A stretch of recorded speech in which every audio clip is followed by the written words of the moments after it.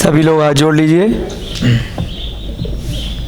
जय बोलिए महावीर भगवान की, अनंता अनंत सिद्ध परमेष्ठी भगवानों की, आचार्य भगवान श्री हेमचंद्र जी महाराज की, आचार्य भगवान श्री शुभचंद्र जी महाराज की, श्री पांडव पुराण ग्रंथ की, महाभारत के प्रेरणादायी प्रसंग की, युधिष्ठिर, भीम, अर्जुन इत्यादि सभी मोक्षगामी महापुरुषों की, इस युग के प्रथमाचार्य श्री चारित्र चक्रवर्ती आचार्य भगवान श्री शांति सागर जी महान मुनिराज की, आचार्य भगवान श्री विमल सागर जी महाराज की, आचार्य भगवान समाधिग्रस्त श्री विद्यानंद जी महाराज की, आचार्य भगवान श्री श्रुत सागर जी महाराज की, आचार्य भगवान श्री प्रमुख सागर जी महाराज की, मुनि श्री प्रणम्य सागर जी महाराज की, मुनि श्री अनुमान सागर जी महाराज की, मुनि श्री विहर्ष सागर जी महाराज की, सभी ज्ञानदानम गुरुकुल के छात्र छात्रा, थोड़ी सी आवाज़ बढ़ा दो भैया, अध्यापक अध्यापिकाएं, हमारे चिकित्सक महोदय जी, अन्य सभी सहपाठियों, सभी श्रावक श्रेष्ठीजन, सभी संस्थानम अभिधानम के स्वयंसेवक, सभी परिवारीजन एवं अन्य सभी श्रोतागण, सभी को सादर जय जिने, जय दू जड़ंदो। हम सभी लोग एक बार पुनः अपने पुण्य योग के कारण से श्री पांडव पुराण का स्वाध्याय करने के हेतु उपस्थित हुए हैं। कल आप में से कई लोग सायंकाल में मुनि श्री हनुमान सागर महाराज जी के पास सुनपुरा ग्राम के जिन मंदिर में शीत प्रवास हेतु श्रीफल भेंट करने गए, सभी को बताते हुए अत्यंत हर्ष हो रहा है कि महाराज श्री ने अपनी अनुमति प्रदान कर दी है। बहुत जल्द महाराज श्री का यहाँ पर हम सभी भव्य जीवों के पुण्य योग से आगमन होने की संभावना है। इस स्थान पर, जिस धरा पर हम लोग यहाँ पर स्वाध्याय कर रहे हैं, संभवतः कुछ ही माह या कुछ ही वर्ष में बहुत विशाल मल्लिनाथ भगवान की 31 फुट ऊंची जिन प्रतिमा का शिलान्यास होने जा रहा है। मंदिर के प्रांगण में नित्य प्रति स्वाध्याय भी अनवरत जारी रहेगा और पाठशाला की क्रियाएं भी सतत बनी रहेंगी। पिछले वर्ष भी मुनि श्री हनुमान सागर महाराज जी का हम सभी को परम सानिध्य एवं स्नेह प्राप्त हुआ था। इस वर्ष भी पुनः संभावना है। तो हम सभी के पुण्य योग से यह शुभ अवसर फिर से आने की उम्मीद है। हम सभी श्री पांडव पुराण का स्वाध्याय पिछले कई दिनों से कर रहे हैं। अब तक की घटना में आप लोगों ने जाना कि कुंती और पांडु के जो भी पुत्र हैं वह उन्हीं दोनों से हुए हैं। कोई देवताओं के संपर्क से या सूर्य से या इंद्र से या बादलों से अन्य से उत्पन्न नहीं हुए हैं। जैसा मनुष्यों में संबंध रहता है उसी प्रकार से हुए हैं। 9 मास के गर्भ के बाद ही कुंती ने 3 पुत्रों को जन्म दिया, युधिष्ठिर, भीम और अर्जुन, और माद्री ने 2 पुत्रों को जन्म दिया, नकुल और सहदेव। जो जगत में भ्रांतियां फैली हैं वो संभवतः उनकी तुलनात्मक अध्ययन के कारण से कह सकते हैं कि कोई इंद्र के जैसा शक्तिशाली कहा है, कोई मेघों के जैसा वीर कहा है, कोई सूर्य के जैसा प्रतापी कहा है, तो इसका मतलब सूर्य से पुत्र की उत्पत्ति नहीं हुई है, उसके जैसे हैं। किसी की संज्ञा चंद्रमा से दी जाती है, किसी की संज्ञा समुद्र से दी जाती है, किसी की तुलना धरती माता से की जाती है। तो इसका मतलब ये नहीं है कि धरती पुत्र अगर बोल दिया किसी को तो उसका मतलब है कि वह अपनी मातृभूमि के लिए रक्षा करने वाले हैं, धरती के पुत्र हैं, धरती के लाल हैं। उसका मतलब ये नहीं है कि पृथ्वी ने सीधे बच्चे को जन्म दे दिया, जमीन ने।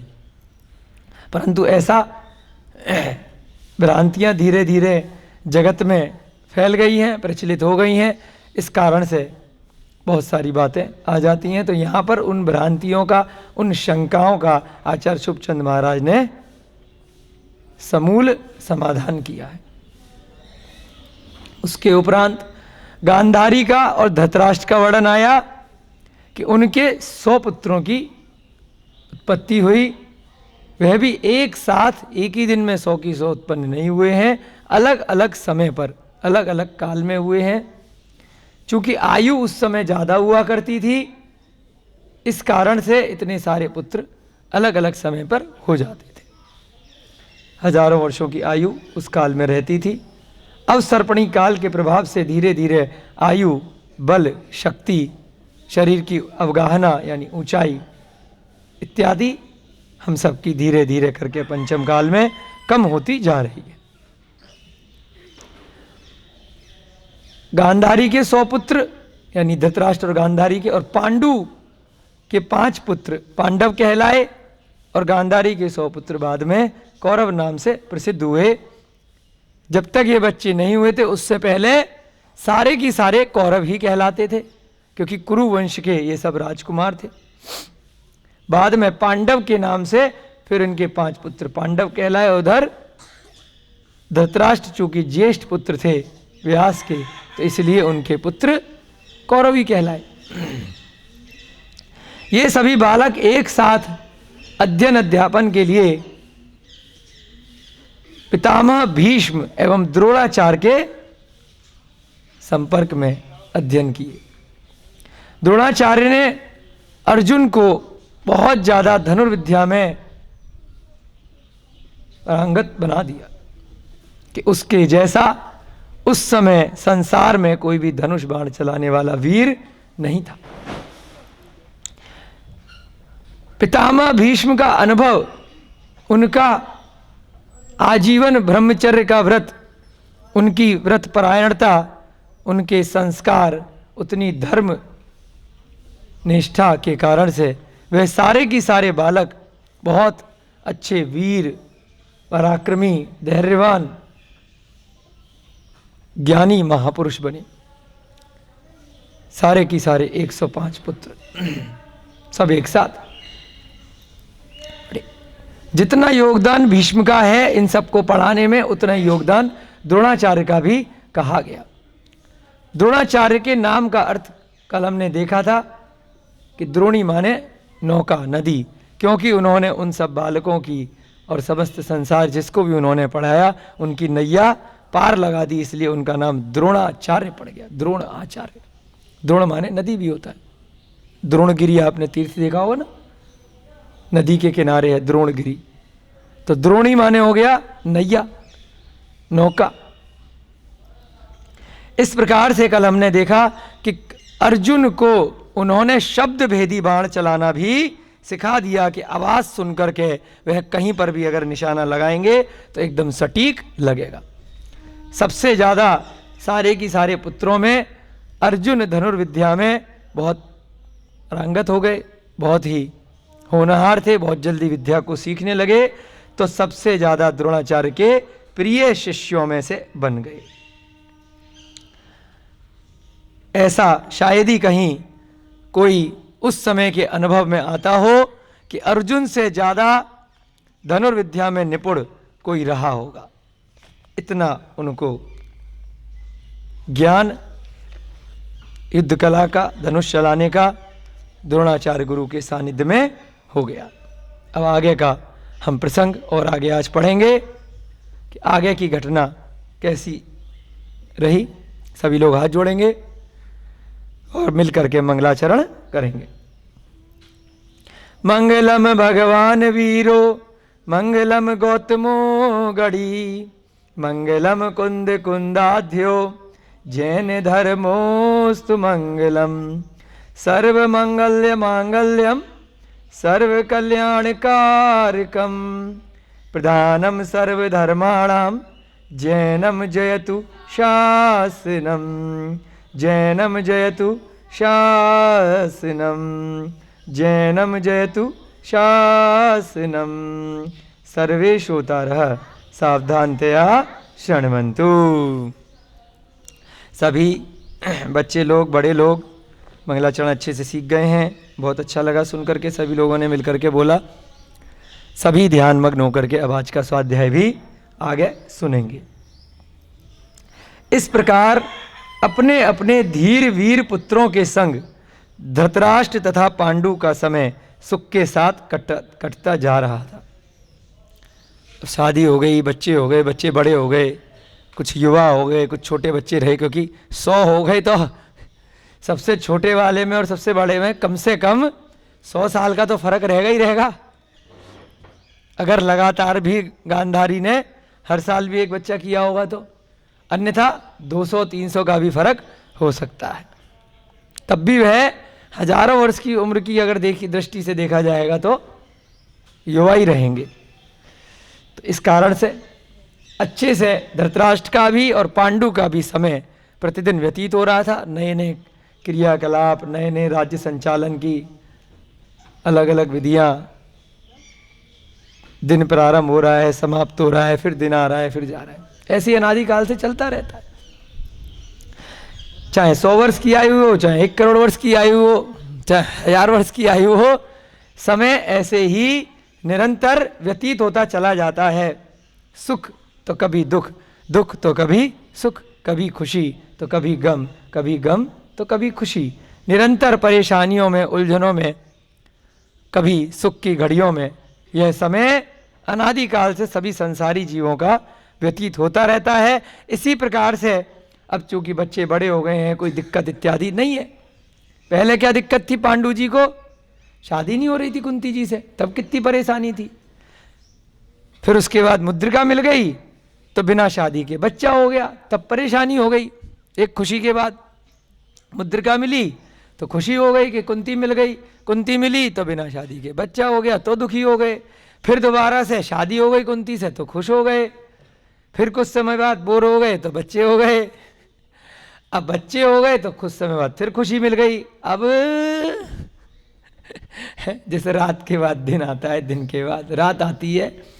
हमेशा एक जैसा समय किसी जीव के साथ हमेशा खुशी नहीं चलेगी, हमेशा दुख नहीं चलेगा, क्योंकि बोर हो जाओगे ना। ज़्यादा खुशी भी लगातार चलती रहेगी तो फिर भी कुछ ना कुछ करने की वो रहेगी। इतनी खुशी भी सबको बर्दाश्त नहीं होती है। ठंड अगर हमेशा बनी रहेगी, अभी जैसे शीत प्रवास चल रहा है, शीत की लहर, तो परेशान हो जाओगे कि गर्मी चाहिए, गर्मी चाहिए। फिर गर्मी लगातार आ जाएगी तो सर्दी चाहिए, सर्दी चाहिए। बोर हो जाते हैं एक मौसम से। ऐसे ही ज़्यादा दुख लगातार आ जाए तो बोर हो जाते हैं, खुशी चाहिए। ज़्यादा खुशी आ जाए तो बोर हो जाते हैं कि थोड़ा बहुत कुछ ना कुछ परेशानी आनी चाहिए जीवन में, मज़ा ही नहीं आ रहा है।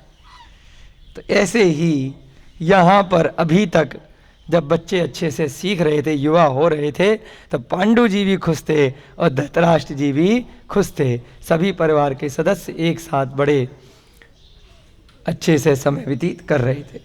उन्हें कुछ भान भी नहीं हुआ कि कितना सुदीर्घ काल व्यतीत हो गया है। बहुत समय निकल गया, सैकड़ों वर्ष निकल गए ऐसे ही सब बच्चों को पैदा करने में, उनको पढ़ाने लिखाने में। अब भी ऐसी होता है ना, कब बच्चा होता है और कब वो कॉलेज तक जाने लगता है। 25-30 साल निकल जाते हैं माँ बाप के, पता ही नहीं चलता कब समय निकल गया। बिजी हो जाते हैं, प्रतिदिन बैग पैक करके स्कूल भेजना है, टिफिन लगाना है, शाम को आना है, होमवर्क कराना है। ऐसे ही समय 20 साल निकल जाता है और जब बच्चा कॉलेज से निकलता है तब लगता है अब तो हम बूढ़े हो गए। अब तो इतनी बीमारियां हो गई, पूरी जिंदगी ऐसे ही निकाल दी। न धर्म किया, न कोई सच्चा कर्म किया, बस बचपन से लेकर जवानी तक पढ़ाई करी, लगे रहे, फिर नौकरी करी, फिर बच्चे करे, अब बच्चों की पढ़ाई करी और बूढ़े हो गए और काम खत्म। धर्म करने का, स्वयं की आत्मा को जानने का, संसार में हम लोग क्यों आए हैं, कहाँ जाना है, क्या कारण है, कुछ समझने का मौका ही नहीं मिला, समय ही नहीं मिला। तभी तो ढूंढ पाएंगे। खोज तो व्यक्ति तभी करता है ना जब फ्री होता है।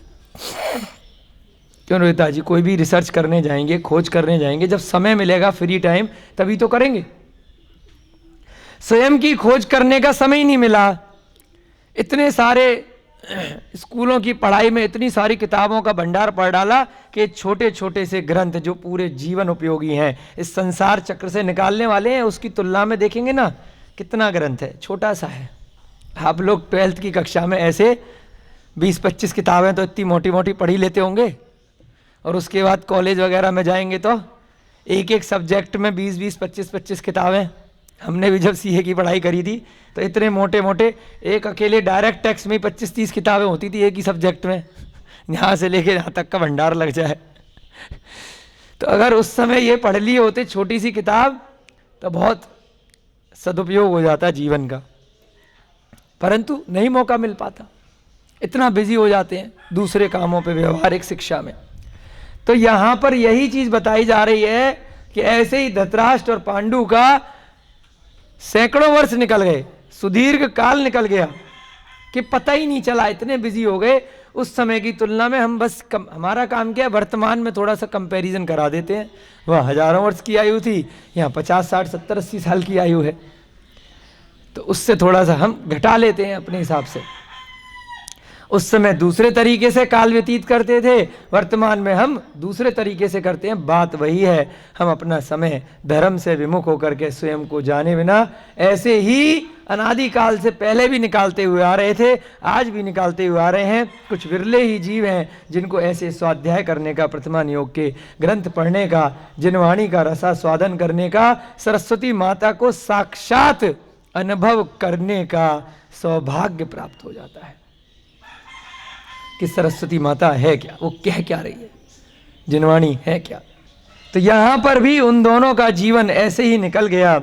सत्य ही है सुख के कई एक वर्ष भी एक क्षण के सदृश होते हैं। कितनी बड़ी बात है, सैकड़ों हजारों साल सुख के निकल जाएं, एक क्षण जैसे होते हैं। और दुख का एक घड़ी, कितना समय हो गया, ये दुख समाप्ति नहीं हो रहा है।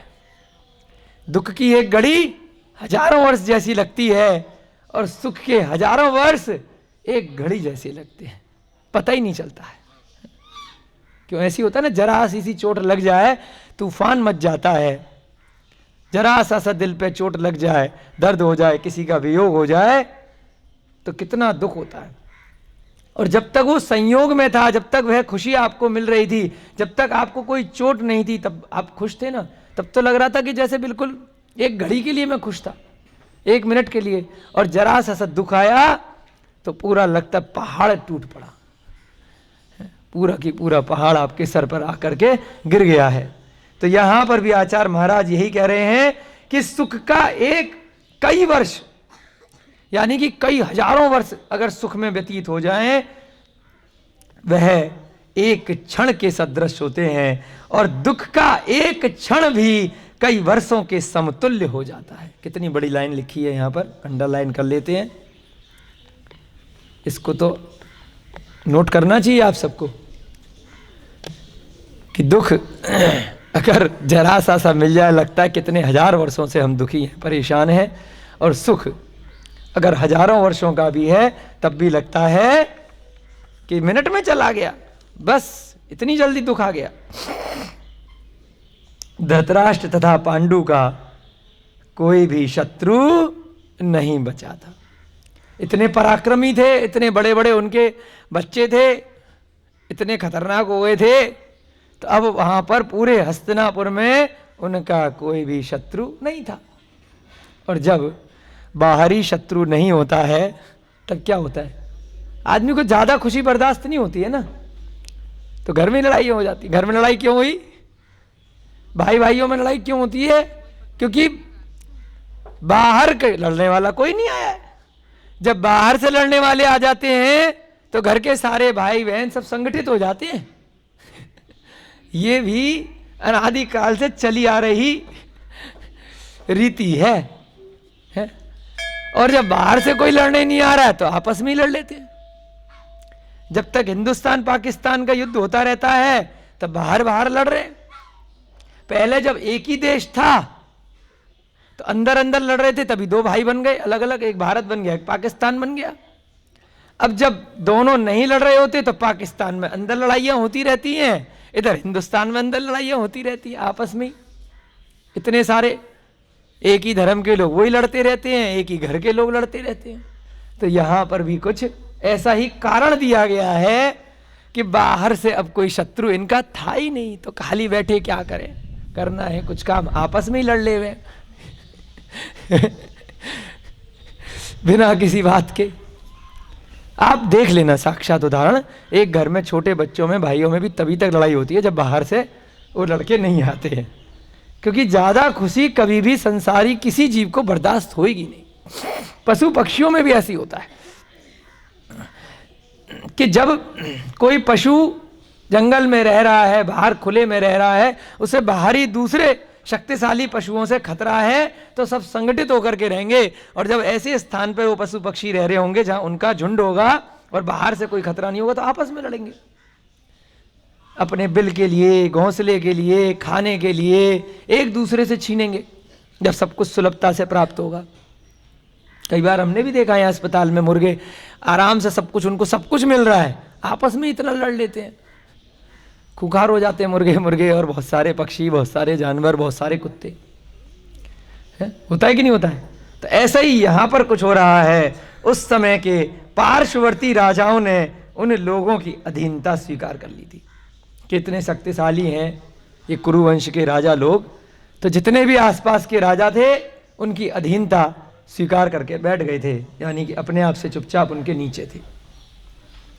वे स्वयं तो बुद्धिमान राजनीतिज्ञ थे ही, साथ ही अपने पुत्रों की तेजस्विता पर भी उन्हें पूरा गर्व था, पूर्ण गर्व था।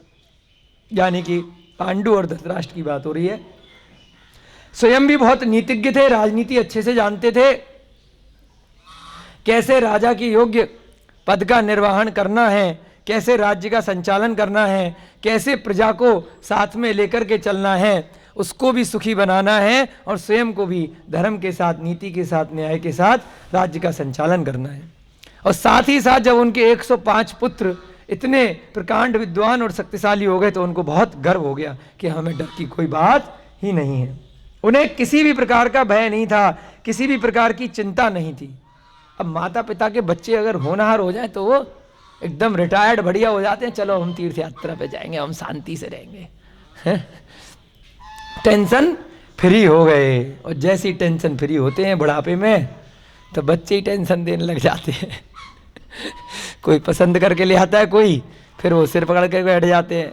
हमारे पूरे कुल की मर्यादा नाक में दम कर दी, नाक नीची कर दी, हम अब बुढ़ापे में किसको शकल दिखाएंगे, या आपस में लड़ने लगते हैं, जमीन जायदाद के लिए लड़ने लगते हैं।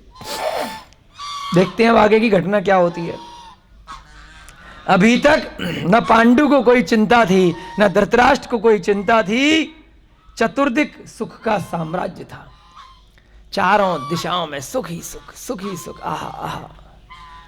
पांडु के युधिष्ठिर आदि 5 पुत्र पांडव युद्ध स्थल पर अपने सम्मुख शत्रुओं को कुछ क्षण भी ठहरने नहीं देते थे।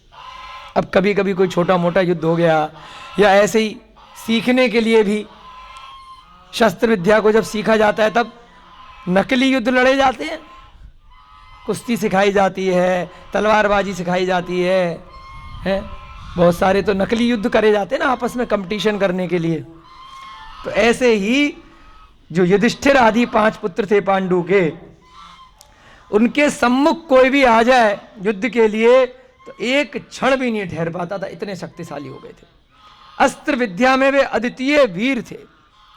अस्त्र और शस्त्र दो चीजें होती है ना, अस्त्र शस्त्र, इसमें अद्वितीय, उनके जैसा अद्वितीय यानी कि दूसरा कोई नहीं था। उनको देख करके पांडु का हृदय हर्ष से उमड़ाता था। अरे भाई साहब, मेरा बेटा, गर्व होता है ना, आहा हा, वाह, क्या पिता को, गुरु को, माता को, परिवारी जनों को, जो बड़े लोग हैं जिन्होंने सिखाया है या जिनके वह सगे संबंधी हैं, उनको कभी भी ईर्ष्या नहीं होती है उनके बच्चे अगर उनसे आगे निकल गए तो। उनको दुख नहीं होता है, उनको गर्व होता है, बहुत मेरी सिखाई हुई विद्या से आज ये मुझसे भी ज्यादा होनहार बन गए, आगे बढ़ गए। गर्व से वक्षस्थल प्रमुदित हो जाता था। वक्षस्थल छाती, ये भी डायलॉग होता ना, तूने मेरी छाती चौड़ी कर दी मेरे पुत्र, मेरे बेटे, आज तूने मेरा नाम रोशन कर दिया। तो वही बच्चे अगर नाम में कलंक लगा दें तो टेंशन हो जाती है। कैसा भी भीषण संग्राम क्यों न ठन जाए, पल भर में मानो इंगित मात्र से ही शत्रुओं को पराजित करके वे विजय शंख उद्घोषित कर देते थे। कितना भी बड़ा संग्राम हो, अब बीच बीच में संग्राम इतने हजारों वर्षों की आयु है, तो कभी ना कभी तो कोई ना कोई हो ही जाता होगा राजा महाराजाओं के यहाँ। तो क्या होता है कि पल भर में ही वे विजय घोष उद्घोषित कर देते थे। पहले विजय घोष के लिए क्या होता था, शंख वगैरह रखते थे, तो उससे जो ध्वनि निकाली जाती थी तो उससे पता चल जाता था कि जीत गए, हाँ युद्ध समाप्त हो गया है, जीत गए जो जीता है। शंख वगैरह के विषय में जब बात आई है तो आपको थोड़ा सा बता देते हैं कि शंख के अंदर जीव होता है, जानवर होता है, उसको हमें अपने मनोरंजन के लिए, सजाने के लिए वर्तमान में नहीं ज़्यादा खरीदना चाहिए, उसका उपयोग नहीं करना चाहिए, क्योंकि उसका जब बहुत ज़्यादा वर्तमान में वाणिज्य हो गया है, कॉमर्शलाइजेशन हो गया है, बिकने लग गए हैं, तो हजारों की संख्या में समुद्र से इकट्ठे कर करके जैसे मछलियाँ पकड़ी जाती हैं, ऐसे ही शंखों को पकड़ा जाता है और फिर उनके जीव को मार दिया जाता है, फेंक दिया जाता है। दो इंद्रिय जीव होता है, चलता है प्रॉपर वो शंख। बड़े बड़े शंख भी होते हैं, छोटे शंख भी होते हैं, छोटी छोटी सीप भी होती हैं, उनके अंदर कीड़ा होता है, वो चलता है। जैसे कछुए के ऊपर खाल होती है एक बड़ी कठोर, ऐसे ही शंख जो है वो उस जीव की खाल है ना। हाँ, घोंगा भी बोल देते हैं कई लोग छोटे वालों को। तो बड़े बड़े जो शंख होते हैं जिनको बजाते हैं, उनको हमें, अगर हमें कहीं समुद्र पे घूमने के लिए गए, कहीं किनारे पे मिल गया ऐसी पड़ा हुआ जिसमें से जीव निकल गया है, अपने आप स्वतः अपनी खाल वो छोड़ देता है, उसकी मृत खाल होती है एक तरह से, वह शंख की स्वतः छोड़ दिया है तो बहुत अलग बात है। अदरवाइज आपको अगर खरीद करके लेकर के आएंगे तो ऐसे नहीं बीनते, वो कहाँ एक एक कोई कोई मिलेगा। तो क्या करते हैं, बड़े बड़े पानी के नौकाओं में ले जा करके बड़े बड़े जाल लेकर के जाते हैं समुद्र के बीच में, थोड़ा सा आगे किनारे से, और फिर उन जालों को डाल करके कुछ मछलियाँ आ गई तो मछलियाँ बेच दी लोगों को मांसाहार के लिए, शंख आ गए तो शंख अलग बेच दिए और उनको निकाल के मार के फेंक दिया। और फिर उसका भी व्यवसाय चला करता है कई जगह, उसके अंदर जो कीड़ा निकलता है इतना बड़ा, उसके लिए अलग वहीं पर रेस्टोरेंट होते हैं, उसको अलग खाते हैं लोग कई स्थानों पर ज़्यादातर, क्योंकि कोई भी चीज़ वेस्ट क्यों जाए, तो उसको भी लोग खा जाते हैं मांसाहारी लोग, और उधर शंख को बेच देते हैं। तो इसलिए हमें शंख का प्रयोग कम करना चाहिए। ऐसी मोती होता है जिसको पर्ल बोलते हैं अंग्रेजी में, तो जो मोती असली होता है वो भी ऐसे ही एक कछुए से छोटा जीव होता है, पर्ल ऑयस्टर उसको बोलते हैं, ऑयस्टर। उसको कंकड़ पत्थर मुंह में खिलाए जाते हैं, हाँ सीप नहीं बोलते, ऑयस्टर बोलते हैं उसको, जिसके अंदर से मोती निकलता है। तो वो मोती कुछ नहीं होता है, ईटा गिट्टियाँ उसके आगे डाल देते हैं, वो मुंह में डाल लेता है, खा जाता है। कछुए के आगे कुछ भी डाल दोगे तो खा जाएगा।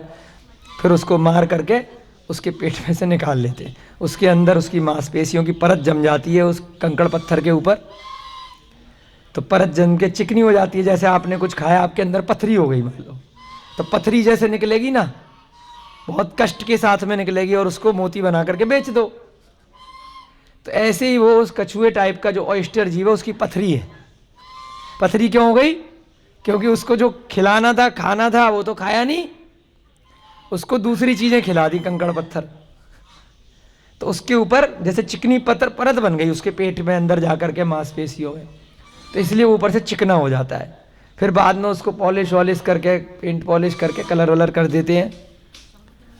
हाँ, तो इस प्रकार से इसकी खेती होती है। अब भारत सरकार भी वर्तमान में, क्योंकि पंचम काल है, क्या किया जाए, महावीर बुद्ध और गांधी की भूमि पर ये मांसाहार की खेती को प्रमोट किया जा रहा है वर्तमान में बहुत बड़े लेवल पर। तो इसके लिए अनुदान वगैरह भी मिल रहा है। तो हम लोगों को ज़्यादा धन की लालसा में ऐसे व्यापारों में नहीं पड़ना चाहिए जहाँ मांस का व्यापार सिखाया जाए, मटन चिकन का, मुर्गे का, अंडे का और इस प्रकार का। तो खेती करने के लिए भी गलत सरकार प्रलोभन दे रही है कि लोग बाग खेती करना, गेहूँ पैदा करना, चावल पैदा करना, सब्जी पैदा करना, औषधि पैदा करना बंद करें और जानवर पैदा शुरू करें और बाद में जानवर ही खाएं। तो विनाशकाली विपरीत बुद्धि क्या कर सकते हैं? तो उसमें समय का दोष है। किसी व्यक्ति का क्या दोष कहेंगे, समय ही ऐसा है। जैसा समय है वैसे ही लोगों की बुद्धि अपने आप हो जाया करती है। जो भी राजपद पे रहते हैं, तो ऐसे ही उस काल में जो राजपद पे लोग होते थे वो मांसाहारी नहीं होते थे, अरिहंतों को मानने वाले होते थे। वो ये नहीं देखते थे कि यहाँ से मुझे ज़्यादा वोट मिलेंगे, मेरे चेले ज़्यादा मिलेंगे, तो मैं राक्षसों को पैसे बांटूं। इस प्रकार से मांस खाने वाले क्या होते हैं, राक्षस की श्रेणी में आते हैं, बुरे लोग होते हैं। तो उनको मांसाहारियों को सरकार पैसे दे रही है और किसानों को, जो इतने अच्छे लोग थे, उनको मांस पैदा करने के लिए प्रलोभन दे रही है कि आप खेती छोड़ो, मांस पैदा करो, मांस के व्यापार में आओ, स्लॉटर हाउस खोलो, या स्लॉटर हाउस जो कत्ल खाने हैं उनके लिए रॉ मटेरियल दो, जानवर पैदा करके आप बकरे पैदा करो, बकरे दो, मछली दो, भैंसों को पैदा करो, भैंसों को कत्ल खाने में दो, रॉ मटेरियल पैदा करो, है ना। चमड़े के लिए बहुत सारे ऐसे तरह तरह के भेड़े पैदा करो। सैकड़ों व्यापार सरकार प्रलोभन दे रही है, लोगों को बहला फुसला रही है। तो हमें जिन धर्म पे स्वाध्याय के द्वारा अपने आप को सावधान रखना है, ऐसे गलत व्यापारों में वर्तमान जगत में नहीं फंसना है कि चलो पैसा तो मिल रहा है, क्या करेंगे, इतनी गरीबी है, यही काम कर लेते हैं। तो यहाँ तो कर लोगे, फिर बाद में, पहले ही आपको बताया है कि एक उंगली पे टॉप में इतने जीव हैं कि पूरा संसार भर जाए, इतने अनंत जीव हैं, तो भटकोगे जा करके। सब यही लिखा है, कर्मों का फल। तो अभी कौन क्या कर रहा है क्षणिक है, बाद में आपके कर्मों के कारण से आपकी आत्मा कहाँ जाकर के भटकेगी, कहाँ जाकर के सारा जो थोड़ा क्षणिक जो धन प्राप्त हुआ है उसका दुख कितना मिलेगा, उसको आपको देखना है। पशु पीड़ा आत्म पीड़ा के समान होती है।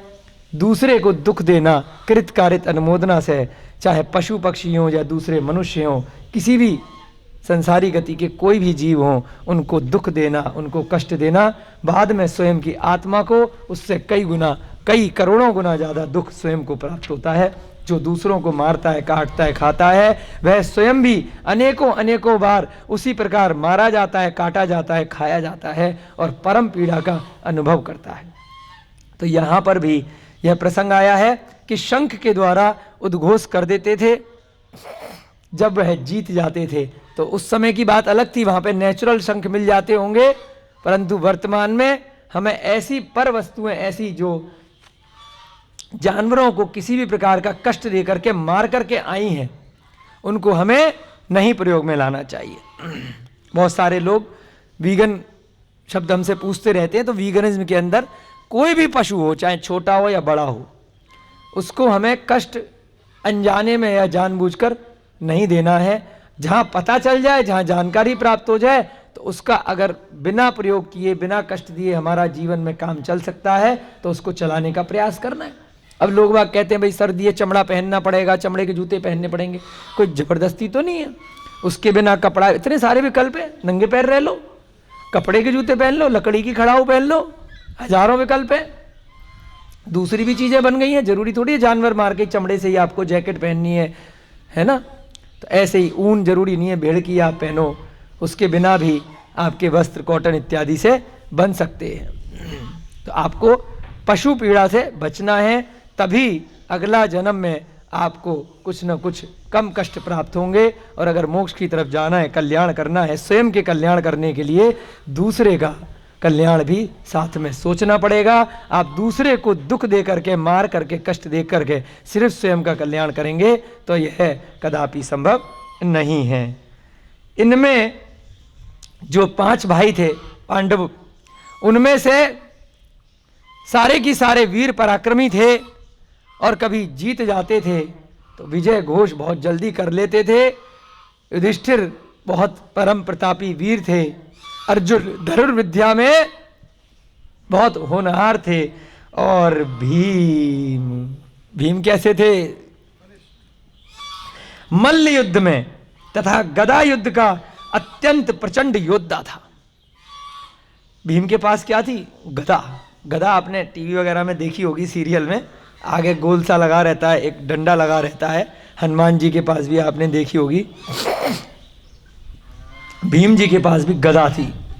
गदा इतनी शक्तिशाली होती है कि जिसके ऊपर लग जाए तो हो गया काम तमाम। तो गदा को देखकर ही लोग डर जाते थे। तो उसको उठाने वाला भी तो उससे ज्यादा वजनदार होगा ना।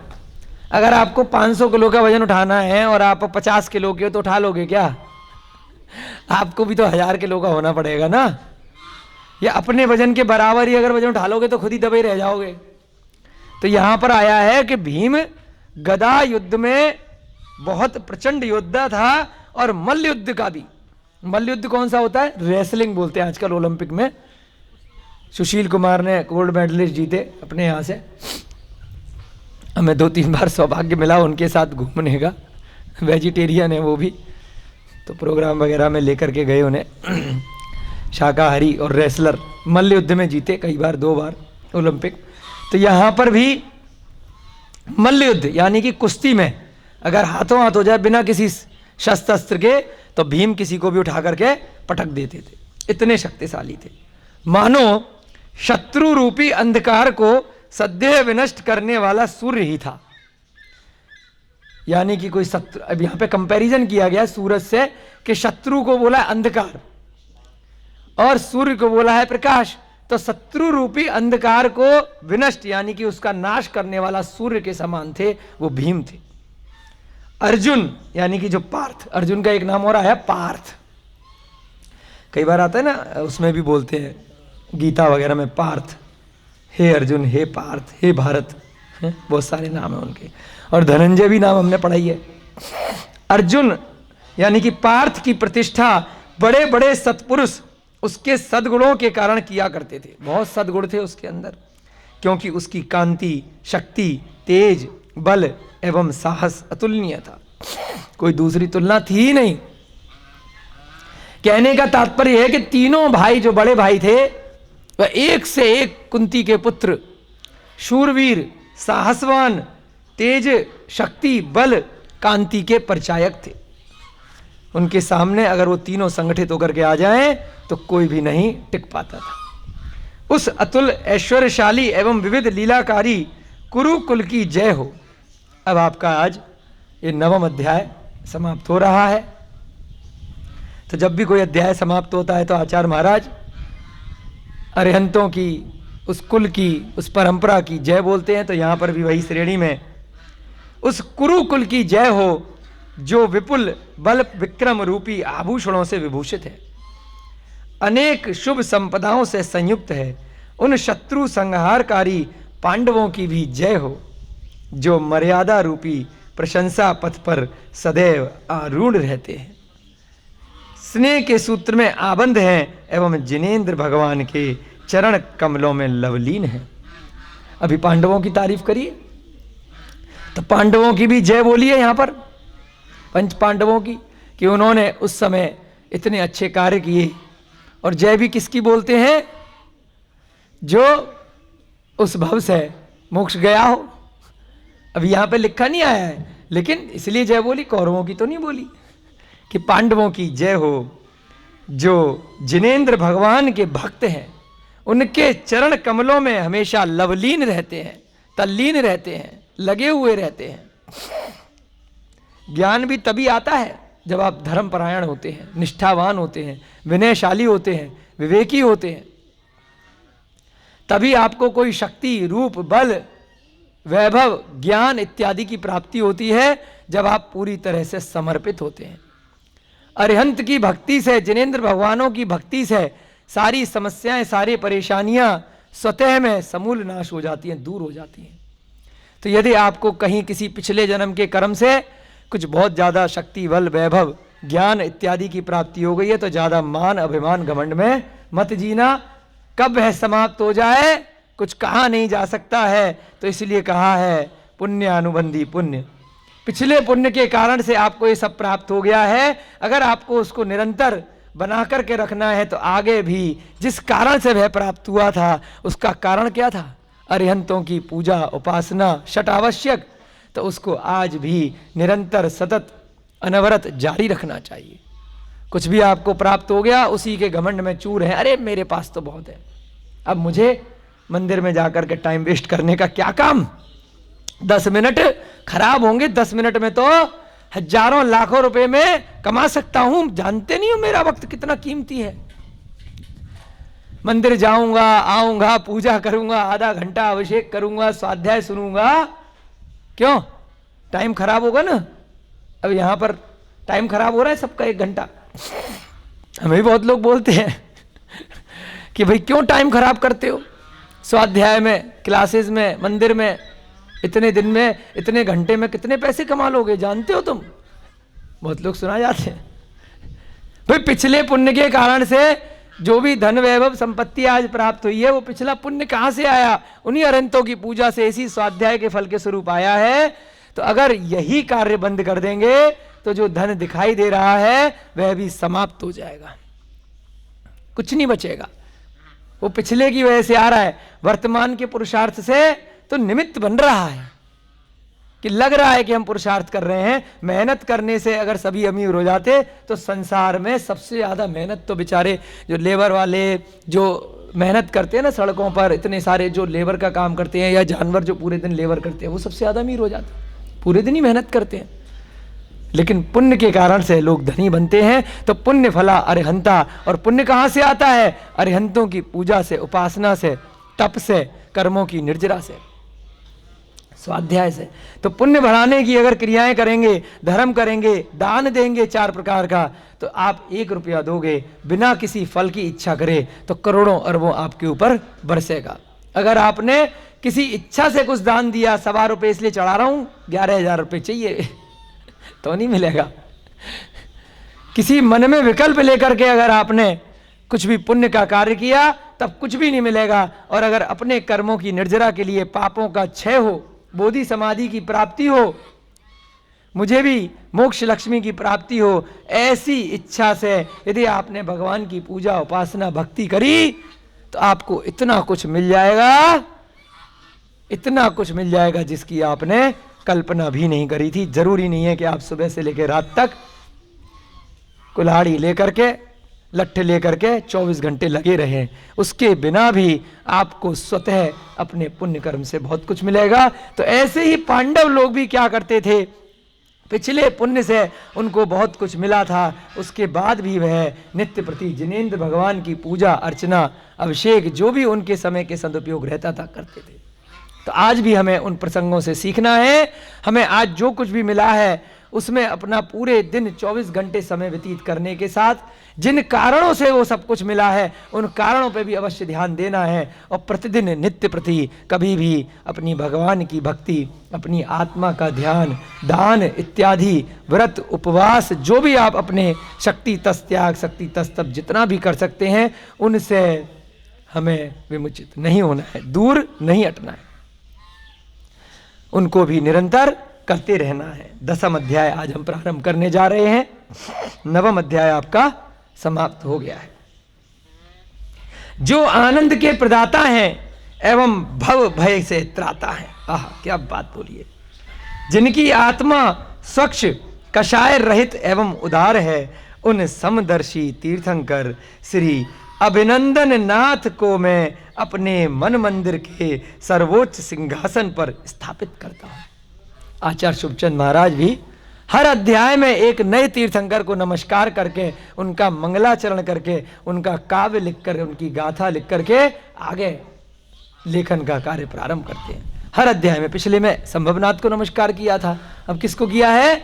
अभिनंदन नाथ को। और उनका नाम क्यों पड़ा, कैसे उनकी लोकोक्ति बनी, यह भी थोड़ा सा एक गाथा में लिख देते हैं कि अभिनंदन इसलिए हैं कि क्योंकि वह आनंद के प्रदाता हैं, आनंद को देने वाले। अभिनंदन भव भय से त्राता है, यानी कि भव भय से, भवों भवों में घूमने का जो भय है, संसार चक्र में घूमने का अनादिकाल से जो भय था, उसके त्राता हैं, उसको दूर करने वाले हैं, उससे पार निकालने वाले हैं, जिनकी आत्मा स्वच्छ है, कषाय रहित है। अब उसमें कोई कषाय नहीं है, उदार है। उन समदर्शी तीर्थंकर अभिनंदन नाथ को मैं अपने मन मंदिर के सर्वोच्च सिंहासन पर विराजमान करता हूं। अब आचार्य महाराज हैं, उनके पास कोई असली का सिंहासन तो है नहीं है, सुखचंद महाराज के पास, तो कहाँ विराजमान करेंगे? अपने मन के जो मेरा मंदिर है, उसमें जो सिंहासन है, उस पे मैं आपको हे प्रभु विराजमान करता हूँ। हम लोग पूजा करते हैं ना, तो ऐसे ही भावों से भगवान को विराजमान करते हैं, उनको अर्घ चढ़ाते हैं। तो ऐसे ही एक दिवस, अब आगे की कथा बढ़ रही है धीरे धीरे, नमस्कार कर लिया, अगला अध्याय शुरू हो गया। एक दिवस कुमार पांडु के मन में वन क्रीड़ा करने की इच्छा उत्पन्न हुई। अभी भी कुमार ही है क्यों? स्त्रियों में क्या होता है कि शादी से पहले कुमारी होती हैं, बाद में अड़ जाता है, लेकिन पुरुष हमेशा कुमार ही रहता है। हमारे पिताजी के नाम में भी कुमार अभी भी है। तो ऐसे ही कुमार पांडु के मन में वन क्रीड़ा करने की इच्छा उत्पन्न हुई। हमने कहा ना कि अब सब कुछ सुख से चल रहा है, तो क्यों बर्दाश्त नहीं हो रहा है, थोड़ी सी टेंशन तो चाहिए ना, तो चलो घूमने चलते हैं। खाली बैठे क्या करें, बोर हो गए, ऐसी करते हैं ना संकल्प जी, चलो घूमने चल रहे, बाइक उठाई, गाड़ी उठाई। तो कुमार पांडु ने भी कहा चलो बहुत दिन हो गए, वन में जाते हैं, जंगली जानवरों से घूम फिर करके आते हैं। तुरंत नगाड़े पर चोट पड़ी। अब राजा है, उनने कहा घूमने जाना है, चलो। तो यहाँ तो अब मोबाइल वोबाइल आ गए, एक आदमी भेज दिया जाता है। तो अब राजा कहीं जंगल घूमने जाएंगे तो क्या भाई, अलग अलग तरीके से अनाउंसमेंट होते थे, ढम ढम ढम, अलग अलग म्यूजिक से। अब नगाड़े पे चोट पड़ी। उस चोट का इशारा क्या था? उसकी टंकार को सुनते ही समस्त सेना शस्त्रास्त्रों से सन्नद्ध होकर एकत्रित हो गई। अब घूमने जा रहे हैं, तब भी सेना इकट्ठी हो रही है कि चलो जी, राजा जी का घूमने का मन कर रहा है, तैयार हो जाओ, तीर कमान लेकर, तलवार लेकर के, हाथी घोड़े तैयार कर लो, चलेंगे। सब अपने सिस्टम से चलते थे पहले, ये नहीं कि अभी मेरा मन मूड नहीं कर रहा, आप चले जाओ राजा जी, आज मुझे बहुत काम है, मेरा कहीं अपॉइंटमेंट है, आपने अचानक से क्यों बोल दिया, एक हफ्ते पहले बताना चाहिए था ना, मुझसे अपॉइंटमेंट लेना चाहिए था कि आपको वहाँ जंगल घूमने जाना है। ऐसे नहीं होता था, सब अनुशासन में रहते थे। राजा ने बोला, उसका मूड किया कि आज घूमने जाना है, तो सारी सेना एक पल में तैयार, फटाफट फटाफट। सूर्य के रथ के अश्वों, पौराणिक कल्पना से भी मनोज्ञ अश्व सजाए गए। एक कल्पना है कि सूर्य के रथ के जो अश्व होते हैं, वो अश्व कैसे होते हैं? देव, पहले भी आपको बताया ना कि 16 हजार देव होते हैं सूर्य चंद्रमा के। तो उनमें हाथी, घोड़े, बैल इत्यादि का रूप लिए हुए वो ज्योतिष देव होते हैं। वह सूर्य के जो विमान है, उसको सुदर्शन मेरु की, सुमेरु पर्वत की परिक्रमा कराते हैं, और एक चक्कर पूरा 48 घंटे में पूरा होता है। कितनी देर में? 48 घंटे में। 48 आवर लगते हैं एक राउंड लगाने में। इतने सारे देव मिलकर के, ये जो सूर्य का विमान है, इसके नीचे ये देव लगे हुए हैं, वो इतनी दूर से हमें दिखाई नहीं दे रहे, देव दिखाई नहीं दे रहे, सूर्य दिखाई दे रहा है, क्योंकि उसका प्रकाश किरणों के कारण, ऊष्मा के कारण से बाकी देव दिखाई नहीं दे रहे। उसके नीचे देव लगे हुए हैं जो इसको घुमा रहे हैं, और इसको घुमा करके सुमेरु का राउंड लगा करके वापस वहीं ले आएंगे। कब लाएंगे? 2 दिन बाद। तो यहाँ जो इस समय सूर्य है, ये 2 दिन बाद आएगा। कितने दिन बाद आएगा संकल्प जी? हाँ, लेकिन आपको तो कल दिखाई देगा। कल इसलिए दिखाई देगा कि जम्बू द्वीप में 2 सूर्य होते हैं और 2 चंद्रमा होते हैं, तो इसका जो जुड़वा दूसरा सूर्य है वह इस स्थान पर हमें अगले दिन दिखाई दे जाएगा। दोनों आधी दूरी पर रहते हैं। तो ऐसे ही जैसे सूर्य के जो अश्व होते हैं उसी से तुलना की गई है कि वैसे ही मनोज्ञ अश्व सजाए गए। एक एक चीज बड़ी टेक्निकल होती है, ग्रंथों में सच्चाई वाली होती है कि सूर्य के भी नीचे घोड़े होते हैं जो देव रूपी घोड़े उनका रूप होता है। तो ऐसे ही जब राजा पांडु जी को जंगल में घूमने जाना है तो घोड़े सजाए गए। सजाओ भाई फटाफट से। विशालकाय गजराजों पर हौदा कसा गया, बड़े बड़े हाथी। हौदा क्या होता है रोहिता जी? जो कपड़े वपड़े होते होंगे हौदा बोलते हैं। बड़े बड़े हाथियों पर हौदा कसा गया। सुंदर सुसज्जित रथों की कतार लग गई, लाइन लग गई रथों की। चलो भाई सारे चलेंगे जंगल, अकेले नहीं जाए। अब जंगल में इतनी भीड़ पहुंच जाएगी तो बेचारे पेड़ पौधे जंगली जानवर वैसे परेशान हो जाएंगे। चलो देखते हैं। धनुष बाण लिए हुए पदाधिक सैनिकों का समूह अवलोकन कर ऐसा प्रतीत होने लगा कि तत्काल किसी महासमर की घोषणा होने वाली हो। हे भगवान इतनी सारी भीड़ इकट्ठी हो गई कि लगा कोई महासमर, बहुत बड़ा संग्राम होने वाला है। क्या इतने सारे सैनिक रेडी होके खड़े हो गए। परंतु कुमार पांडु को तो, परंतु लग गया ना, परंतु कुमार पांडु को तो वन क्रीड़ा करने की इच्छा थी। खाली जंगल में घूमने पिकनिक मनाने जाना था। जैसे आप लोग भी जाते हैं कि चलो वाइल्ड लाइफ सेंचुरी देखे आओ, चलो वो दिल्ली के पास कौन सा है वो, कहाँ जाते हैं वो शेर वेर देखने, चिड़ियाघर नहीं, वो जो वाइल्ड लाइफ है जाते हैं ना घूमने बहुत लोग। हाँ सरिस्का भी जाते हैं और भी एक दो जगह। तो ऐसे ही वो तो घूमने जा रहा था, जानवर वानवर देख आएंगे, थोड़ा सा मन बहल जाएगा। थोड़ी सी टेंशन मिल गई तो ले आएंगे, नहीं मिली तो वापस आ जाएंगे। बोर हो रहे हैं घर में बैठे बैठे। इसलिए कुमार की आज्ञा से रानी माद्री भी प्रस्तुत हो गई। अब की बार उसने क्या किया, चलो बहुत बार कुंती जी को बहुत घुमाया है, चलो माद्री जी आज आपको घुमाने ले चलते हैं। तो अब उसे कोई युद्ध लड़ने तो जाना नहीं था। युद्ध में जाते हैं राजा महाराजा तो अपनी रानियों को बच्चियों को वहीं छोड़ करके जाते हैं, और घूमने जाना है, कोई लड़ने थोड़ी जा रहे हैं, पिकनिक मनाने जा रहे हैं, जंगल देखने के लिए, नदियाँ जंगल पहाड़ फोटो खींचेंगे बढ़िया सी। तो माद्री को बोला चलो जी तैयार हो जाओ, जंगल चल रहे घूमने। तो माद्री भी तुरंत तैयार हो गई, प्रस्तुत हो गई, एवं समस्त दल बल के संग कुमार ने वन को प्रस्थान किया कि चलो भाई। कुमार पांडु और माद्री जी जो पांचों पांडव के पिता हैं, कुमार पांडु और माद्री के नकुल सहदेव बच्चे ऑलरेडी हो चुके हैं, और कुंती के 3 बच्चे हैं। अब ये घूमने जा रहे हैं। पांडु की द्वितीय रानी माद्री अद्वितीय सुंदरी थी। कुंती और माद्री दोनों सगी बहनें हैं, आपको याद होगा, समुद्र विजय इत्यादि की सारी बहनें हैं, और पिता का नाम है अंधक वृष्टि। ये भी बहुत अद्वितीय सुंदरी थी। कुंती के चक्कर में गए थे पांडु जी शादी करने, माद्री जी भी साथ में फ्री में मिल गई थी। यह हम पूर्व में ही वर्णित कर चुके हैं। उस चंद्रमुखी के हस्त की उंगली में एक विशेष मुद्रिका थी। अच्छा, बहुत सुंदरी थी, यह तो पहले बता चुके हैं। और भाई जो पांडु को मुद्रिका मिली थी, ये तो उसने विद्याधर को काम होने के बाद वापस कर दी है ना। उसने प्रॉमिस किया था ना कि जब मैं अदृश्य बन के कुंती के पास जाऊंगा तब तक के लिए दे दो, बाद में काम होने के बाद आपकी मुद्रिका वापस कर दूंगा। उसकी तो चली गई थी वापस। और माद्री जी के पास में एक बड़ी अच्छी अंगूठी थी जिसे वह सर्वदा धारण किए रहती थी। आप लोग भी करते होंगे ना, शादी की अंगूठी विशेष रहती है। क्यों पहन रखी है? सबने पहनी हुई है, जो शादीशुदा लोग हैं। तो ऐसे ही माद्री के हाथ में भी एक अंगूठी थी, हमेशा पहन करके रखती थी। सुंदर वस्त्र आभूषणों से सुसज्जित माद्री सौंदर्य की साक्षात प्रतिमा थी।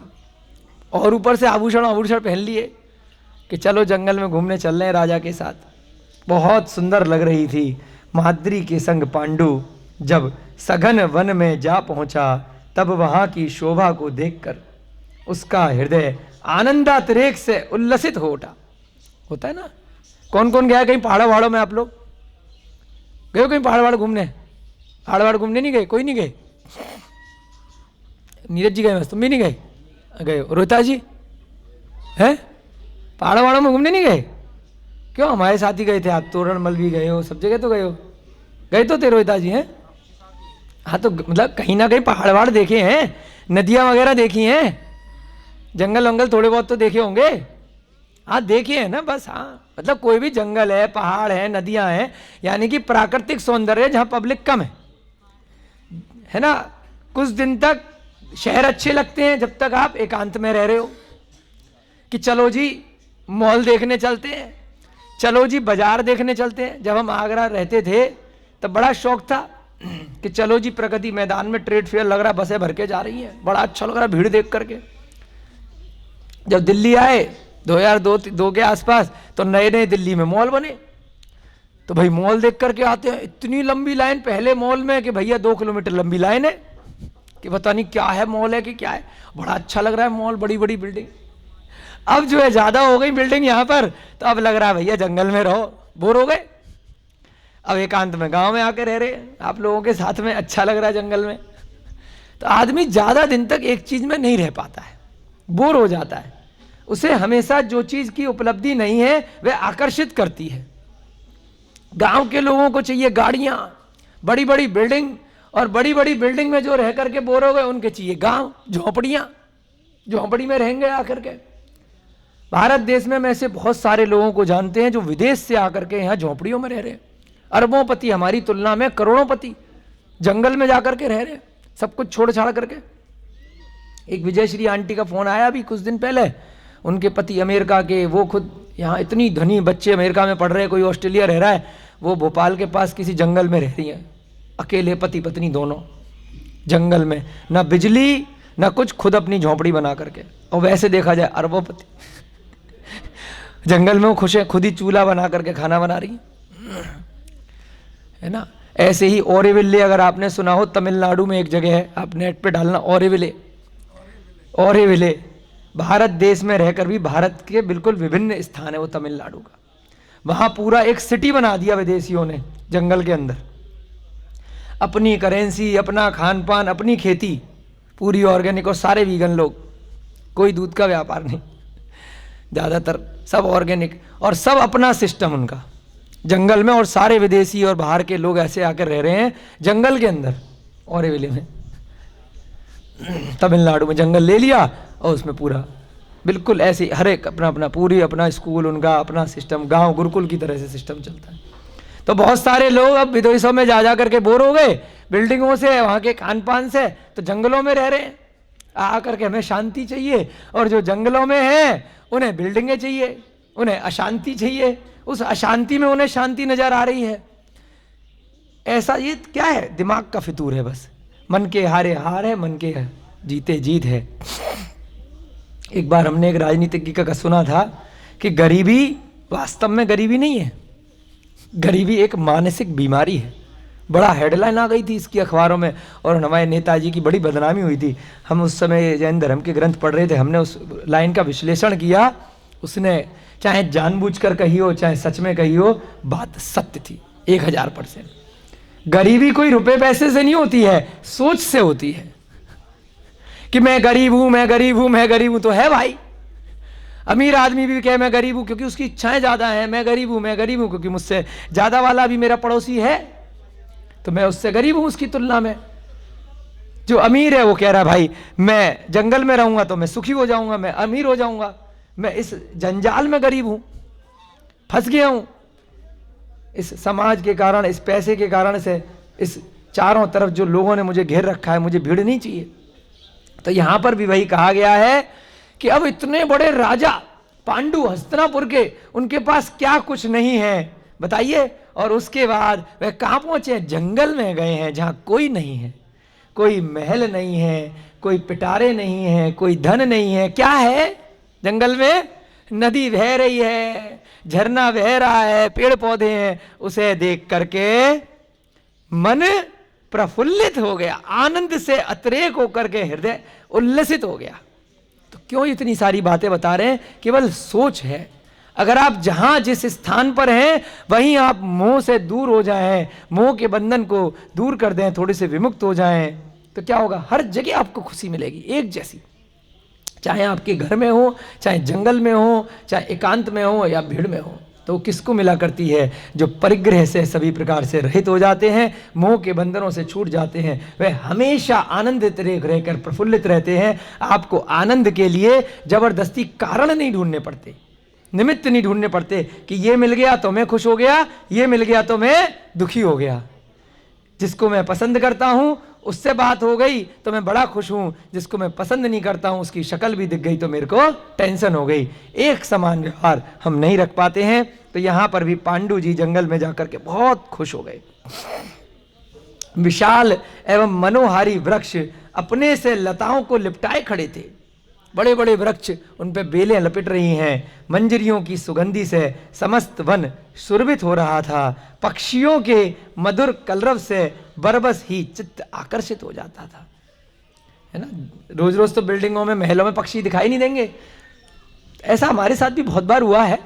घूमने फिरने जाते हैं, कभी काम से जाते हैं, ऑडिट वगैरह पे जाते हैं, कभी महाराज जी के दर्शन करने जाते हैं, कभी तीर्थ यात्राओं पे जाते हैं अलग अलग प्रसंगों में, और जहाँ पर भीड़ कम होती है तो वास्तव में अंदर से इतनी शांति प्राप्त होती है। उन एकांत में पक्षियों को देख करके, उनकी चुनचुनाहट, उनकी कलकल करती आवाज़ देख करके, झरनों को बहते हुए देख करके सारा दुख दर्द परेशानियाँ दूर हो जाया करती हैं। क्योंकि कुछ ना कुछ चेंज मिलता है, परिवर्तन मिलता है। तो परिवर्तन संसार का नियम है, उससे आपको अच्छा लगता है। तो यहाँ पर भी कुमार पांडु जी अब जंगल में पहुँचे हैं। बहुत दिनों से खुश थे, समृद्ध थे, खुशहाल थे।